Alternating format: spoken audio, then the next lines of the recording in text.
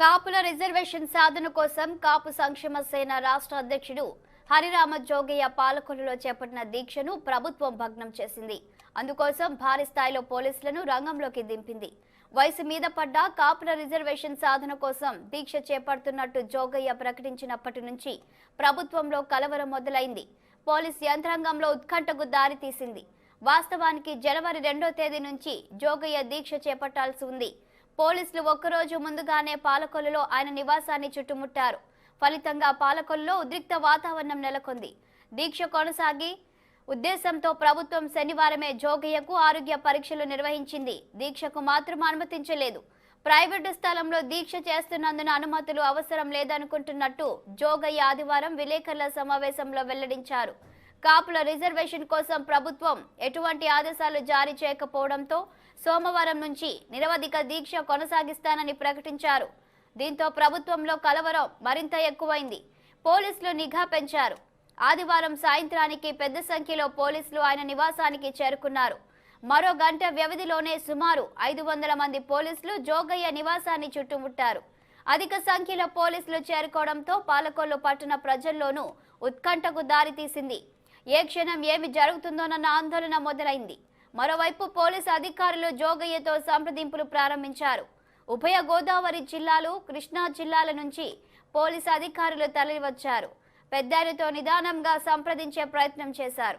చర్చలు జరిపారు. దీక్ష నిర్ణయాన్ని విరమించుకోవాలని దిశానిర్దేశం చేశారు.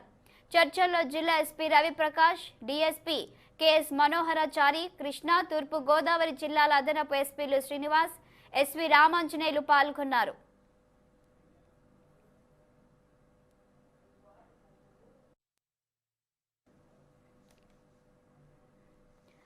ఇక ఇదే అంశంపై మరింత సమాచారం మా పశ్చిమ గోదావరి శ్రీనివాస్ మరింత సమాచారాన్ని అందిస్తారు.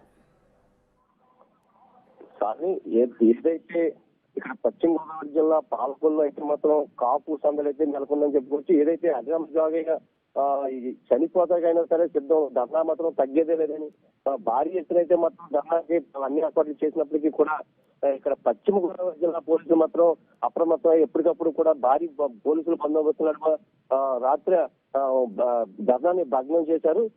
ఏదైనప్పటికైనా ఇక్కడ జరిగితే మత కళలో ఎక్కువగా సృష్టించే అవకాశం ఎక్కువగా ఉంటుందని, ఇక్కడి నుంచి కంపల్సరీ ఈ దీక్ష జరిగితే మాత్రం ఇక్కడ ఎక్కువగా అల్లర్లు కూడా ఎక్కువగా జరుగుతాయనే నేపథ్యంలో ముందుగానే పోలీసులు నిన్న నుంచి కూడా హైలైట్ చేసి ఎక్కడికక్కడ బందోబస్తుని నిర్వహించి కూడా ఇప్పుడు రాత్రి 9:30 ప్రాంతంలో భగ్నం చేసి డైరెక్ట్ గా నేరుగా అంటే ఇటు పెరవల మీదుగా కూడా పశ్చిమ గోదావరి జిల్లా హెడ్ క్వార్టర్ అయిన ఏలూరు తీసుకెళ్లడం జరిగింది. ఆ ఏలూరు అక్కడ కూడా హాస్పిటల్లో కూడా నేను ఎట్టి పరిస్థితుల్లో దీక్ష చేసే తీరుతాను తప్ప ఈ కాపుల కోసం ఈ రిజర్వేషన్ ఏదైతే ఉందో అది కంపల్సరీ చేయవలసిందే.